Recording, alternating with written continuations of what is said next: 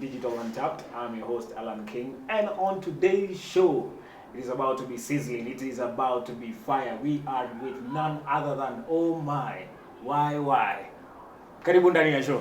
Asante ndugu yangu. Salama? Niko salama. Thank you for hosting us today. Asante sana. Corona imekupeleka vipi bro? Corona imepeleka fiti. Nashukuru. Tunaendelea kupambana nayo. Okay. Na tunataka tuifungue sasa.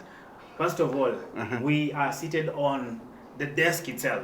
Yes. Yenu umewahi kula mtura wewe? Sino tunakwambia kitu nimekula ile mtura, sino tunakwambia nimekula mtura jala. Na mumesaidiwa sodi. Mnakula mtura sodi. Uko sasa soni. Inasemekana muna kitu. Bail show is, it's derived from the word to bail. Yes. And of course, the meaning of bailing somebody out is taking somebody out of a situation, taking somebody out of from being a captive. You understand? So we are a solution to the people through humor. Okay. Yes, so we're bailing people off stress through humor. Especially during these COVID times. Yes. Perfect. Now tell us, who is Why? Why first of all the name Why? Why actually was my dad's name. Your dad was called Why? Yes, that was a nickname which was given to him by his Kalenjin friends. Okay. And why, from what I heard, is somebody that is outgoing, somebody that can't stay at one place, somebody that is a scatterbrain. Mtu wa watu in our Sheng language, mse wa wase. Mtu wa watu. Yes. Mbogi ya watu. Mbogi ya watu. So now the hakuna initials that in why stands for a certain Y stands for this. No, it's just double Y like that. It's YY. Why? Yes. You comedy channel. Where did you start from? Ulianzaje? Yaani dem mwezi mpigia tu simu ati mu have fun tu mu watch ka movie bila kupigwa maswali mingi. Hello mambo. Poa sana. Uko wapi? Niko tu home. Si ukam to watch ka movie. Uko na gari? Si tunaona movie, so we don't need a car. Cheki, mimi niko busy. My schedule is tight.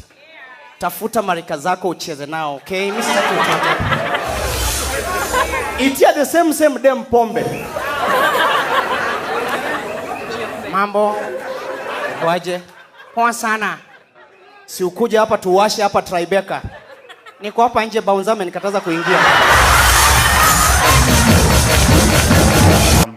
I've been acting since I was small. I have, comedy is, first of all, for you to become a comedian, the number one thing is you have to be funny in the first place. It's not about the passion. I see many people say, I want to be a comedian. Can I be a comedian? You cannot want to be a comedian. You must be a comedian first. Yes, so I've been a comedian. In fact, my family is a humorous family. Okay. From my mom, my brother, my sister, all of us, it's in the blood, it's in the gene, okay? Vile alikuwa nakosanga sasa singemtetea vile alikuwa na mwanzo alikuwa anajifanyanga anajificha pale ananiimbia kama ashaona amechelewa siku hata 3 njaa inamuuma hana cha kukula anaimba hapo I have decided. I had never thought of becoming a stand-up comedian. I just wanted to maybe act. And my dream TV show that I ever wanted to appear on was Tidy High. I wanted to be on Tidy High, on a very serious TV. Yes, I really wanted to be on Tidy High. It never happened. CV zangu ziko huko hata napata by the feel kama unaona hiki kitu. Feel bado kuna CV zangu. Yeah. So, one day I joined the theater group at KU. So when I joined the theater group at KU, went for auditions, I was auditioned, and the way at the university, there's no one to write you scripts. So what happens is that when you have a play, you guys sit down as a team and then you brainstorm. Okay. You brainstorm. Somebody gives an idea, If it's not funny, we laugh at you. Yeah. If it's funny, we laugh at it. Yes. So that is what was happening. So the thing is, my ideas were making it to the script. Like my ideas were, the whole script comprised of at least 70% of my ideas. Okay?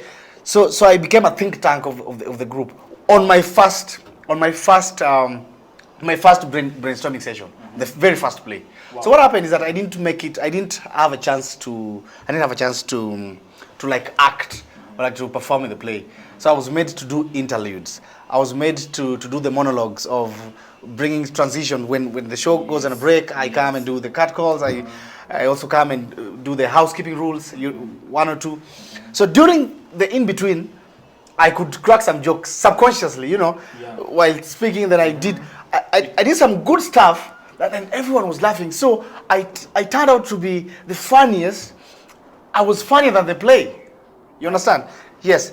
So that time, Disagu was at Disagu. Huyo mmoja tunamjua. Disagu, yes. Yes. Yes. I got a kafisho then. Heri tukae na wewe juu ya hii nduthi tucheke kwa nduthi kuliko tuende tukalia kwa Range Rover. Ah, nunua hiyo Range Rover uone kama nitalia. Nani yeye kidaka huko? Kwa nini una play hard to climb?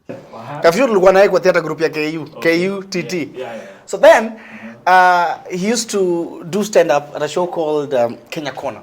Kenya Corner, I remember Yes. Kenya Corner. So the moment I did that, I don't even know if Kafisho remembers this, but Kafisho told me, "Hey, bro, hiyo kitu umepiga imeweza. Si wewe jaribu audition Churchill." I'm like, "So this is something I can do?"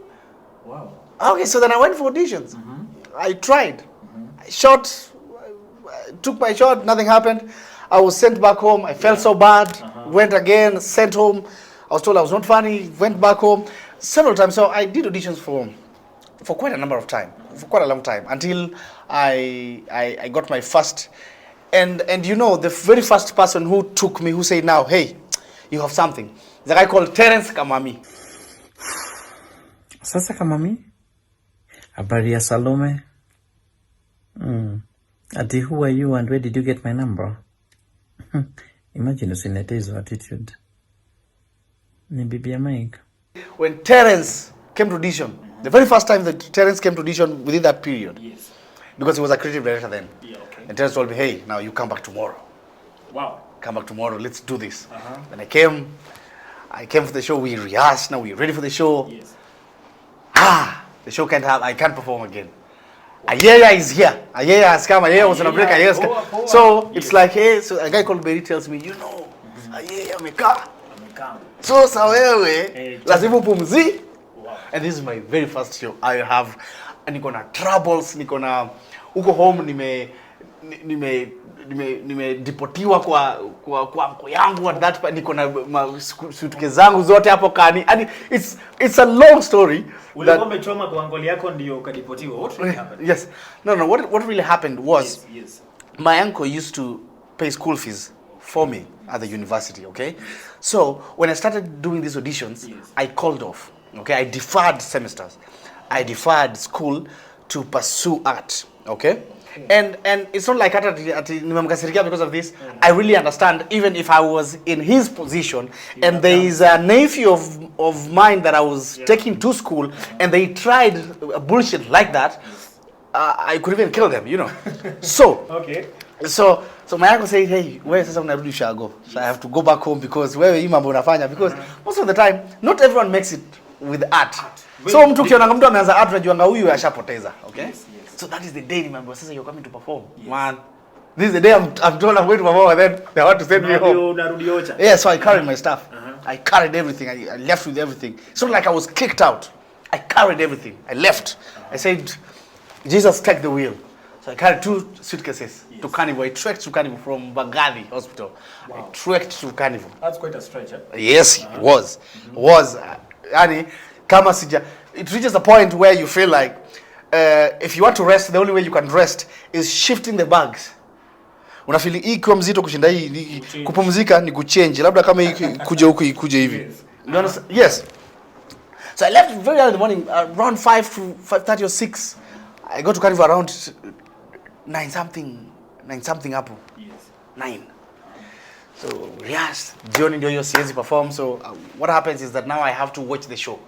They tell me, you know, because you haven't had an opportunity to perform today, but maybe you can sit with the audience. You can maybe watch how these people perform, so that next time you're well equipped. I'm like, okay, fine, okay. So what happens is, when they record Churchill show, there's usually 2 shows. One that happens on Thursday, the other one happens on Sunday. Yes. So the one that happens on Thursday is like the smaller show for upcoming artists. So it's called the Churchill Draw. Yes. So Churchill Draw happens, MC just does his things, and then in between there's an MC that comes. By that time it was Big Ted. So Big Ted comes and does his things and those housekeeping, kama kawaida, worship niko pale, fanya nini. When Churchill comes, this is how we gonna clap, this is what we're gonna do, the cameras, stand by, kila mtu tuache kutembea, bam. And then in between there's always a segment called the Big Ted segment, where if you're funny among the audience, you present yourself and try to impress the audience. Okay? So this day they said, it was happening every week, but now this day they said, now today it's only going to happen, but it's for women. Only girls are going to participate. So I'm like, oh man, yes, so I'm blocked from it. I don't even know what I'm going to do. I don't have money. I was expecting that after performance, maybe I was going to have some little chums to even go and get a lodging somewhere, or even chicken, chipo, somewhere zile za Altona, you know. So it never happened. So already my hopes in Anza could die. So I'm like, God, what is going to happen? Wow. My mbele yangu ilikuwa oblique. I wasn't seeing nothing. It was blurry. So the women do their things. They do their stand up, and then Big Ted comes and says, "Ladies and gentlemen, all the way from Mugambani, give it rough for the king of comedy, Churchill." And this is what really happened. He calls Churchill, and then Churchill never shows up. Wow. Churchill didn't show up. So everyone is waiting. Then he comes again and says, Churchill. It never happened. So unfortunately for me, which was a blessing in disguise, is that his microphone failed. Okay, so the mic failed. So when his mic failed, Big Ted came back. Because what you have to do as an MC is you have to engage this audience. This audience are already seated. Yes. You can't wait for the mic, itengenezwe, yes. And you are an MC. You're supposed to take charge of the crowd. Yes. So he came and took charge and said, you know what? Is there anybody remaining among the audience who can make us laugh? Male or female? Wow, now that was the opportunity. Yes, then I went and did my thing. In fact, we were 3 guys. They did their things, and when I was my time, I've never seen people laugh like that. I got a standing ovation. Everybody was cheering. I have never had screams like that my entire life. This is the same way with suitcases in the the suitcase ziko kwa reception, Okay. Yeah, Carnival restaurant. Okay. Okay. So everyone started. I just saw all of a sudden there was a cape that was traveling among the audience. Yeah, Toa Ndugu. You know. Real? Yes. All of a sudden people are contributing money for me. That day the governor of Nakuru, his name, the governor then, Kinudhi Mbugwa, was the first to come on stage and gave me 1,000 bob. Okay? Yes. So when he gave me the 1,000 bob, other people started contributing. Now it was yes. So people were screaming, people were shouting. Yes. At the back of my mind, I'm telling myself, man. So when people were dropping, I could try and zoom and see if okay. So I was counting as I was doing that. I was trying to count. I was trying to tell myself, hata kama ni mbaya, kila mtu ametoa 50-50. Niko mazuri. Because there are no coins. At the end of the day, how much did you collect? Around 13,000. 13,000. Yes. You who was looking for Pesa Chipo, yes. Sanford, and 13,000, and that was one of the hugest amount I ever touched after help.